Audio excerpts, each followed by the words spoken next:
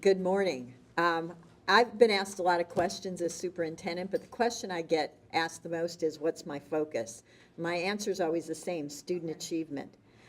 Since I've been here, every meeting, every conversation has been about student achievement. It's the foundation of the 90-day plan. And I'm here today to tell you about an important element that is included in this plan. And it's designed to make sure that everything we do in the Jefferson County Public School System supports learning and teaching. I'm announcing officially today that Jefferson County Public Schools is undergoing a curriculum management audit. With me today is Dr. John Murdoch, who is the lead auditor, and he will lead a team of 25 licensed auditors who will come and look at the Jefferson County Public School System. They will be here from October 17th to the 21st. You may ask, why an audit? I've just arrived in the system. Why now? Why don't we wait? We are not satisfied with where we are in the Jefferson County Public School System. We are about continuous improvement. We want the best school system because that's what our students deserve. And we all know that Kentucky is setting the pace because we're the first state to adopt the national core standards. And we're excited about that. It is clear that the time to act is now. We need to know where we're aligned and where we're not. We want to make sure that every principal, every teacher, and every student has what they need to make sure that there is learning for every student. Dr. Murdoch is here to explain this in greater detail. But again, more than 24 auditors will be on the ground in every school. And I don't mean some of our schools, I mean every school. And they will take an independent look at our practice. Then they'll be back to report their findings and make recommendations. Hopefully, what you've learned about me so far is that I'm data-driven. And I know firsthand, having experienced an audit, knowing about audits in large systems, the impact that this audit can have on us. Make no mistake, there are many examples of excellence in the Jefferson County Public School System. But what we're about is creating a system of excellence. So Dr. Murdoch, welcome to Louisville. We look forward to being engaged in this process. Thanks, Dr. Harkins. Hi. I'm pleased to be here, and my first trip to Louisville, and beautiful city and friendly people. So I'm grateful to be here, and we're here to be helpful. I'm from Idaho.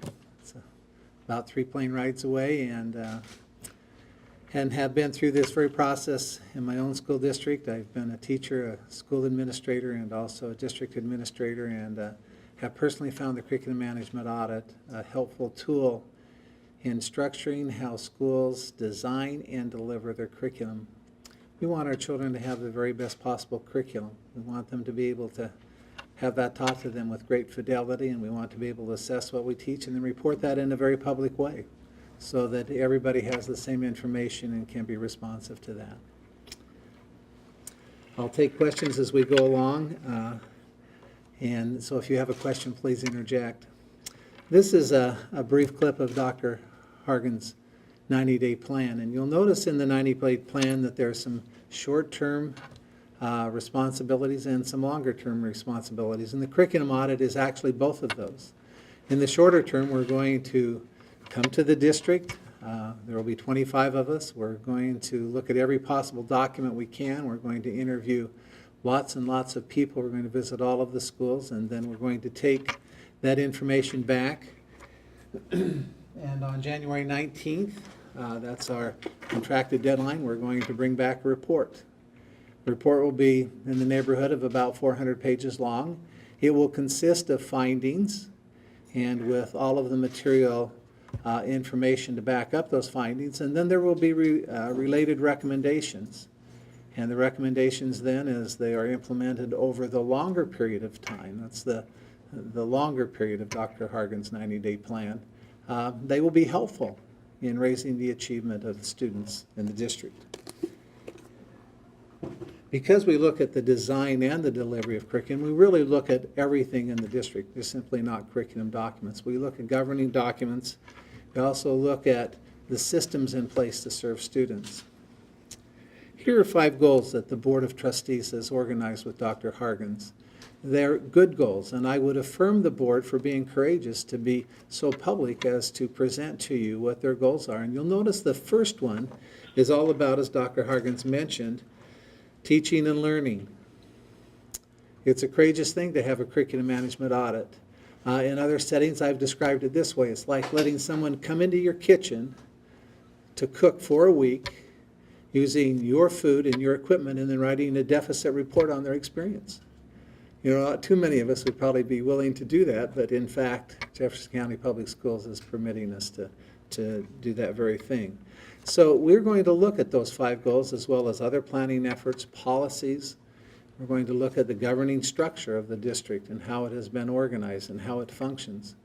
We're going to look at job descriptions and how they relate to what people specifically do. We're going to look at teacher appraisal, and we're going to look at the whole system that supports building the capacity of teachers as well. Obviously, we'll look at all of the testing data, find out what the results are. And then we're going to look at facilities and transportation, technology, and finances, not in the way that a financial auditor would, but in the way of how are the budgets put together, what are the results of those budgets, and are they achieving the results that the district wants to have. This is in terms of goal number 1, strategy 4. Dr. Hargens made a commitment that we're going to invite an external group to come and take an internal look at our system, kind of an MRI, if I could use a medical metaphor. And why is this? Why is there such an intense scrutiny of schools, particularly public schools? Well, if you kind of think of the many iterations of public schools, up until 1954, in truth, there was unequal access to public education. And then with Brown versus Board, everyone had a right to come to a free and appropriate public education. The Nation at Risk added new emphasis on the need to increase achievement. And then finally in 2000, we had No Child Left Behind. And that requires universal proficiency for all children.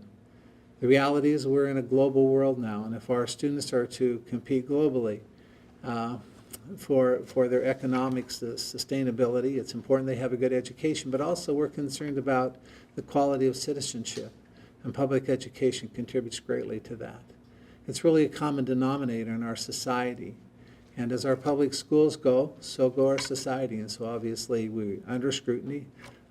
Today, you know, many of you are here today to see what really is going on, and is it something that's going to be helpful and legitimate. There was a gentleman by the name of Tony Wagner. He wrote a book called The Global Achievement Gaps, and his thesis statement in that book was that there's a gap between even our best schools and what all students will need for careers, college, and citizenship in the 21st century. It's had a bit of a stir to say that even our best schools are not preparing our students. Well, I would challenge that to an extent because I believe my own children receive great public school educations, my grandchildren are, but also I would say that there's room to grow, and so that we need to say, what is he telling us that would be helpful, and how can we make that work? Donna Hargens, in a press release related to the ACT results that occurred last August, as a superintendent in Idaho, I had my own press release, and she made an interesting point. She says, creating a college-going culture is a team effort that extends from the living room to the classroom. And so we want to create an environment where parents are happy with their schools and that they're highly supportive, that they come and assist in classrooms, that they know their teacher, the teacher of their children, that they know their principal on a first-name basis, and that they believe their children are safe, that they're happy, and that they're learning. And I think that with that kind of focus on children, the district will be very successful as it moves forward. The curriculum management audit was developed in 1979 by Dr. Fenwick English. He's a distinguished educator and probably may not have written the most books in this generation in education, but he has written many of them. He is a distinguished scholar, currently working for the University of North Carolina. And it's based upon generally accepted concepts and principles relating to the effective schools research. We're going to look at every possible document we can. We're in the process of doing that. Our 25 auditors are now looking at documents the district's assembled. We're going to interview many people. We're going to visit all of the classrooms. We're going to take all of that information and distill it, as I mentioned earlier, into findings and ultimately recommendations. It will be a public report, and it will be published on January 19th, 2012. And my understanding is the district is going to place that on their website. That's how public it will be. People can read all 400 pages if they choose to. There will be a summary. You might want to start there. And then drill backwards according to what your interests and your needs are. My experience, and I've been on many audit teams, is this, that they are very complex. It demands the very best of our effort. And so we promise that we're going to come and work very, very hard for Jefferson County Public Schools. And the auditors are dedicated. Their backgrounds are by and large in education, drawing people out of at the university level.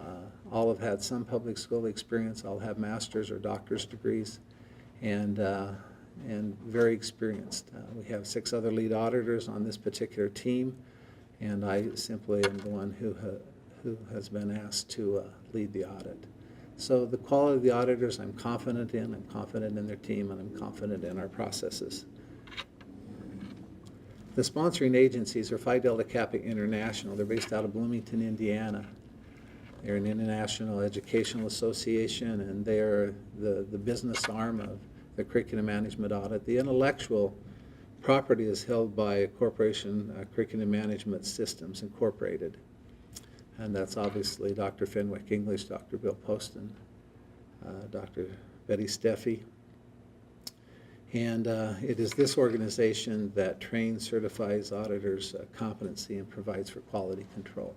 Before the audit becomes public, it's going to go through 5 or 6 screens to ensure that the quality control is in place. And so that's just embedded in the auditing process. Here are the standards for auditors. First of all, we are trained, we are licensed, we are certified, and we have to renew that certification periodically. There's a principle of independence. We can't be bought.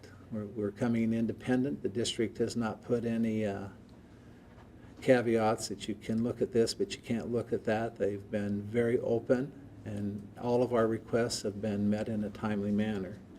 We are objective. We're coming to find out what we're going to see. Not all audits are exactly the same. I was in Bering Strait, Alaska earlier this year, and there was a finding on teacher housing. I don't believe we're going to find that in Louisville, Kentucky. And so each audit is idiosyncratic, meaning that it has its own unique flavor, and obviously that will be true here. However, even with that, there is a consistency. If you were to read many audits, you would find that there are similarities because we use common standards, and schools are schools, and that there is a finite limit to what they do for children. And so while we look at everything we can, there is a limit to even that. And then principle of materiality. We triangulate everything that we put in the audit. So we may have one person who is particularly unhappy with one phase of the school system, but if there is no substantial backup, then that won't appear in the audit. However, if we find that in multiple interviews, or if there's documents that support that, or student achievement data, then you'll find that materiality will be presented in the audit. And then we have the responsibility of fully disclosing. If there's a problem, that's our responsibility to share it with you. This is a deficit audit. Up front, we announce that we come and it's a deficit audit. It doesn't mean that there aren't wonderful things happening and that there aren't teachers who are deeply caring for their children and that they work extremely hard. We know that that exists. We know that much work has gone on before us. And we know that there have been many generations of people who have worked really hard. But this is a time and place. There is a new superintendent. That's a timely point in the history of the school to have an audit. The school board has said we need to look at our systems. There are some people who are frustrated. We need to listen to them carefully, and we need to invite people to the table. And in the context of that, as a group, we need to move forward in a deliberate manner, but but we need to move forward, and we need to do it with integrity. We need to be sufficiently assertive to get the work done, but on the other hand, care for the people along the way. Patrons expect their schools to do a good job. Nobody cheers when the train's on time. We're just expected to do a good job. Another is that you don't have to be sick to get better. That's true in business. It's true in education. It's true in our personal lives.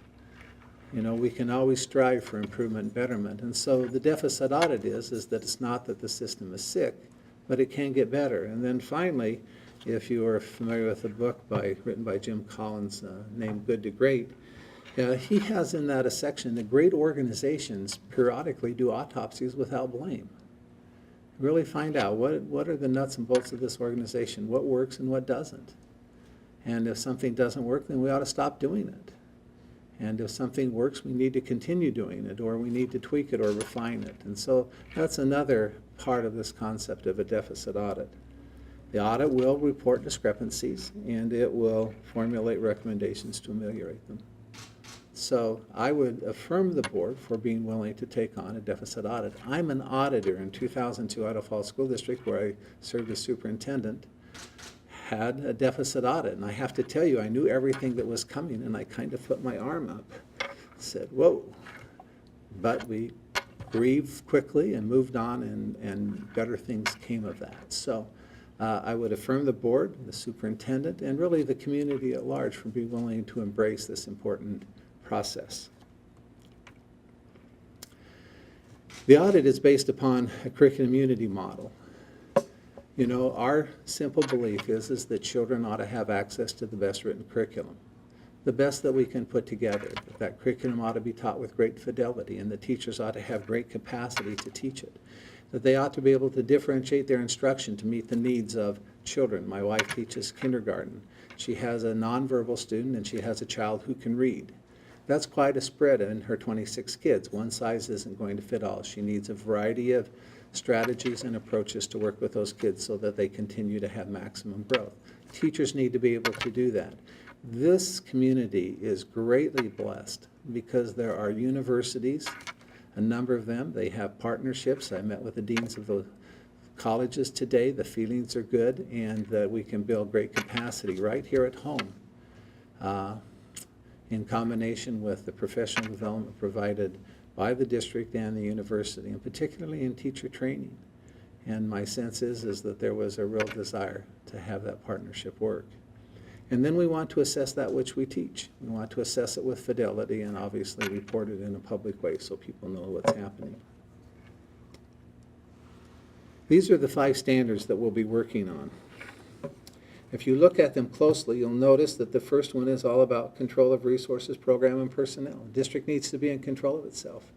It needs to have policies that are first source documents that people go to for governance questions. And needs to have clear job descriptions so people know what their duties are, to whom they are accountable, to how they'll be evaluated, and how the success of their efforts will be measured. Number 2 is that students need to have clear and valid objectives. When students have clear targets and that they're supported in achieving those targets, they're more likely to hit them. So that's why it's important to have a well-written curriculum. And the system is well on its way, but we need to refine that and provide additional focus. And the other reality is the schools are very dynamic, and there are changing needs, and so we need to be flexible and be able to match the product that we deliver with the needs of the day. Number 3 is that there needs to be internal connectivity and rational equity. We want to make sure the kids have equal access to good programs.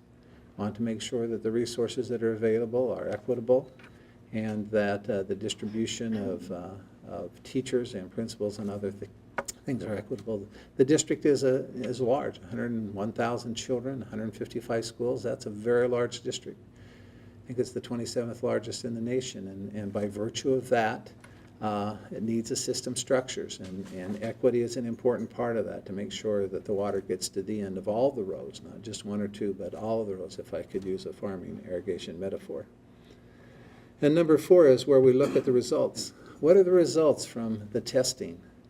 And how does the district use those results? Next week, the district is going to learn the results of the spring testing.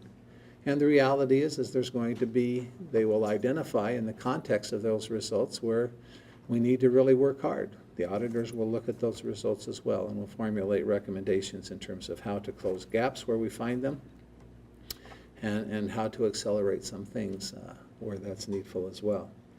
Number 5, and also I would also mention in Standard 4, we also look at many of the programs and interventions and how they're evaluated. And there simply comes a time where we need to make sure we terminate ineffective practices. That sometimes is a hard thing to do, but rational systems have that embedded in their culture. And then finally, number 5 is that we improve productivity. That's where we'll look at finances, facilities, technology, transportation, and other elements of the school district. There's our timeline. Obviously today I'm here. We'll be back in a month. We'll have a draft copy to the superintendent who will review it for technical accuracy. And then we'll provide the completed document on by January 19th, and then I will be back. Maybe we'll get to see each other again as I give the post-audit report. In that report, I'll talk about what we found and what we're recommending and steps that the district can take to ameliorate the challenges that they experience. I've served on many audit teams, and I would tell you that that in America there are some incredibly dedicated educators, people who are highly committed to public schools and to the mission of public schools, and I have found that here. And I think that that's a wonderful resource and a basis from which we can build. And the very fact that we would be invited should be commended. And I would hope as media that you would communicate that to your viewers and to the people who read the print media, is that the district's trying everything that they can do to make sure that they practice their responsibilities with integrity. And those are hard decisions. I was asked the question earlier today, how do you deal with, challenging and hard decisions? And what you do is you listen to the best minds. You counsel one with another. You take a look at where you are, where you need to be, and then you create a plan for how to get where you want to be, and then you work that plan every single day, and you do it with fidelity and with great integrity. And I've known Dr. Hargens for a long time, and I have seen her work. I think this board is to be commended for selecting her as their superintendent, and I can promise you that she will work hard and that we will work hard, and that in the context of our work and the work of others who will provide advice along the way, that this district will make great strides and will, in truth, reconstruct itself to be a quality educational institution and meet the needs of all students.